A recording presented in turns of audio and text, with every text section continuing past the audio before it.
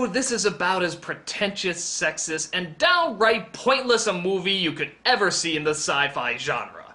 Now this is going to show you the height of my unprofessionalism.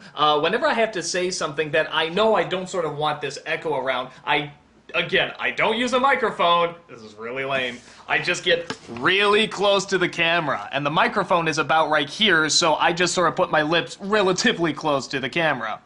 So let's see here. I actually have two lines because I don't know which one I want to do. One is, well, there goes two of my lies, and the other is just cat scream. That just means I'm going to make some sort of cat noise. So here's a few of those. Well, there goes two of my lives. Well, there goes two of my lives. Well, there goes two of my lives. Now here's the one of the cat scream. Wow! Wow! Wow! So that's how I do that. I'm the Nostalgia Critic, and if you'll excuse me, I'm gonna find a woman to wash my socks. Ow! So there, that's the main part of filming, but now, as I pointed out before, I have these red sections, so I have to go film those. For example, this is the scene where I'm going to conduct the coffee maker, and literally just standing here, I got an idea, because the shot reminded me very much of Child's Play, that maybe I should incorporate the Casper joke again. So I'm going to do one shot where I'm just conducting, and then one shot where I'm conducting and I get attacked by the ghost.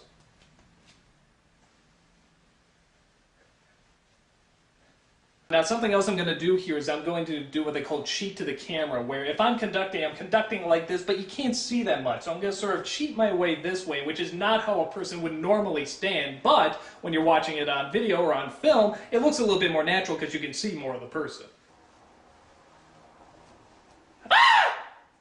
Okay, now you're going to see the section where I film in front of the green screen. This is where I'm going to do the stand-up comedian. Now, something that you might be noticing, two things you might be noticing. One is that, hey, that's not green. Well, the way I get around that is that I usually crop it later. But the catch is that I can't go beyond the green screen. So whenever I use my hand actions, I have to be very, you know, strapped to here. And the other thing to keep in mind with that, too, is that if I need to be shrunken down on the green screen or something like that, I don't want to go outside the perimeters of the screen of what I have. And I do have another green screen, but if I'm in a hurry, I just do one. The other thing to keep in mind when you're seeing this, what you're probably thinking of is shadows. You don't want shadows on a green screen. For the most part, that's true. You want to keep shadows as out of it as you can, but there's something even worse than shadows, and that's if the light is too bright on the green screen. If you have a light, too bright, let me see, I'll pull this one a little closer. You see how the screen starts to go a little white when you bring the light a lot closer? The reason that is bad is because if you're wearing a white shirt or you have white skin or whatever, I mean, that's going to play with it as well, and that's going to sort of take away the color in your skin when you try to key it. And for whatever reason, on Adobe Premiere anyway, the keying effects, if you use the Ultra key, actually gets rid of these shadows relatively well. It's not perfect, but it actually does sort of take them away. So the shadows, in this case, at least with Adobe Premiere, are not as big a problem. It's not, they're not, you know, if they're like that dark, if they're that black, that's bad. But I mean, for what you're seeing now, surprisingly, isn't that bad. So, yeah, now I'm going to do my bit. Hey, what do you call a man who just lost all logic? A woman! Hey, what do you call a man who just lost all logic? A woman!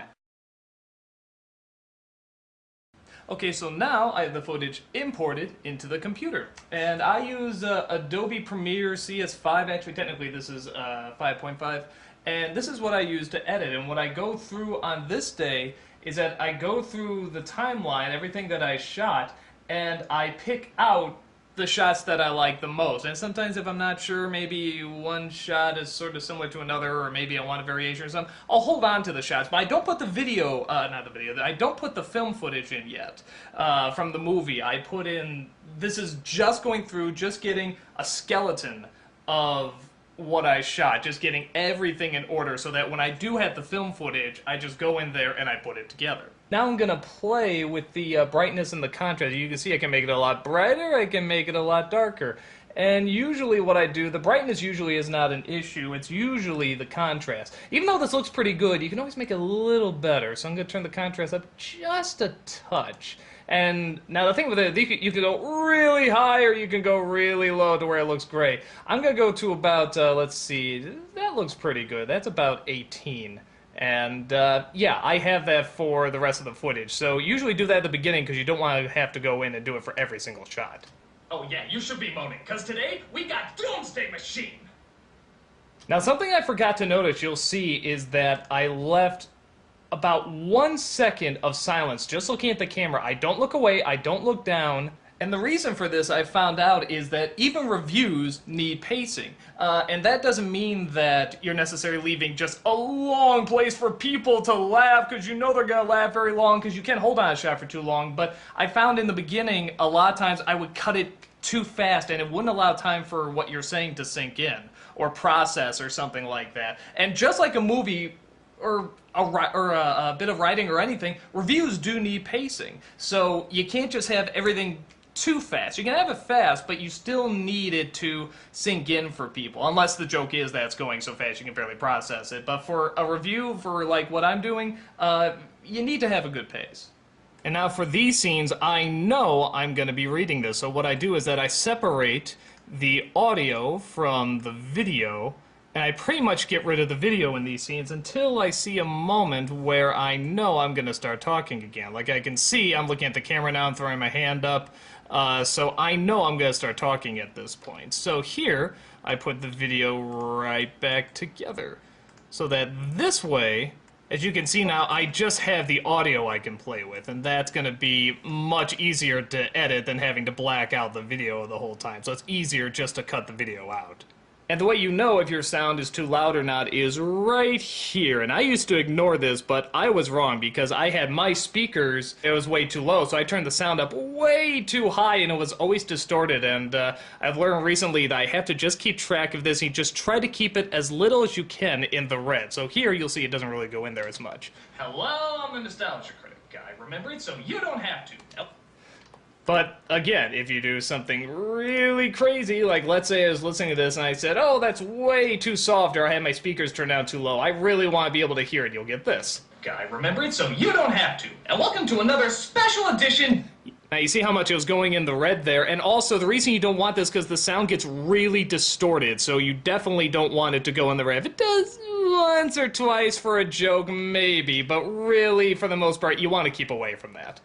Okay, so I just got done editing the skeleton of the whole thing. As you can see, you have a lot of areas where there's just sound, and then a lot of areas where there's video. So if you sort of go through here, oh, it's a, come on, read that, yeah, oh, blank, blank, blank, blank, blank, yeah, video, blank, blank, blank, blank, blank, video. So that's sort of what I have here. And then the next thing to do, which I'll start tomorrow, because I usually do other videos, is that I will then put in the movie and start in certain areas where, you know, that needs to go. And then I'll do things like do the green screen effect and stuff, which I will show you next.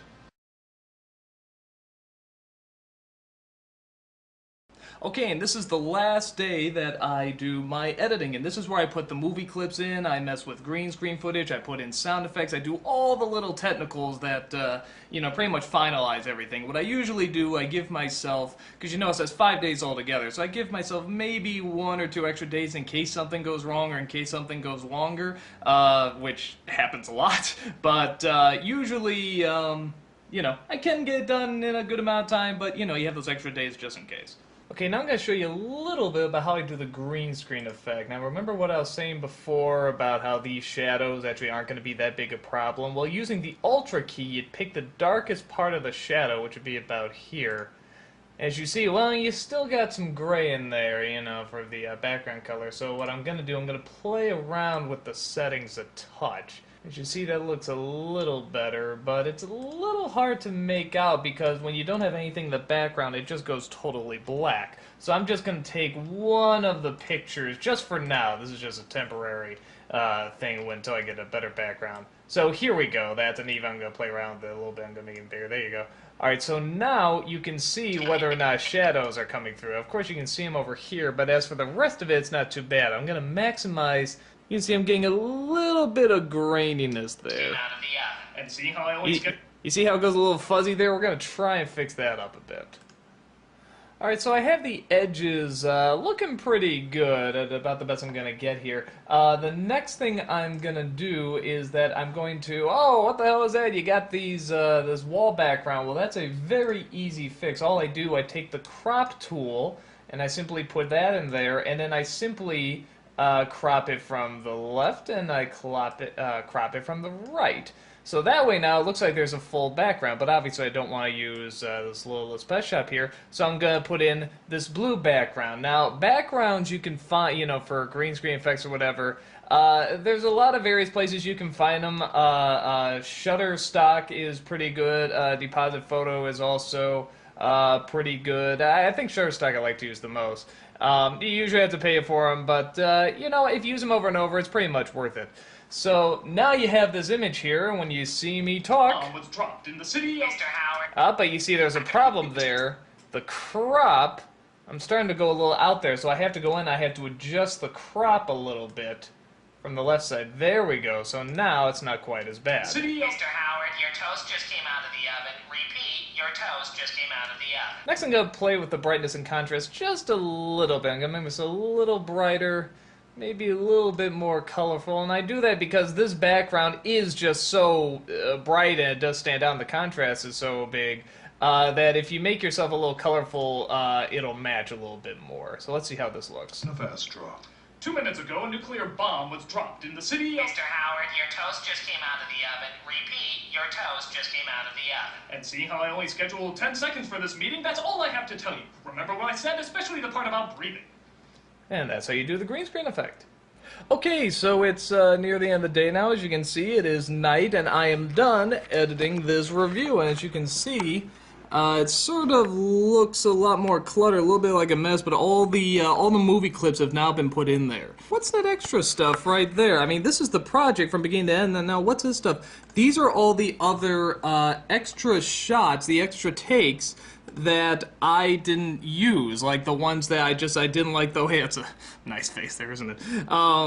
You know, the ones I didn't like the way they sound, or I thought another one sounded better, but I hold on to them because if it turns out something in this project didn't flow or didn't work very well, sometimes a different take is the answer. And even though at the moment, you know, I like one of these other takes, if it turns out while watching it through that maybe it doesn't flow, or maybe I should have been more angry at one point, or maybe I should have been more happy or something like that, the other takes are still right there and I can reference them very easily instead of having to scroll through and see where they are. So basically, folks, that is how you make a Nostalgia Critic. I next just export it as an MP4, I upload it to the website, and that's really about it. It's not too complicated, but it is a lot of work. Like today, it always takes the longest. It can be anything from 8 to like 12 hours pretty much, just depending on how long the review is. So it's, as I always say though, I love it so much, so it's not hard work, but it's long work. And it is good work, and I really do adore it. So, guys, thanks so much for watching. Maybe you can get some good tidbits out of this, and thanks again for buying the DVD. Take care.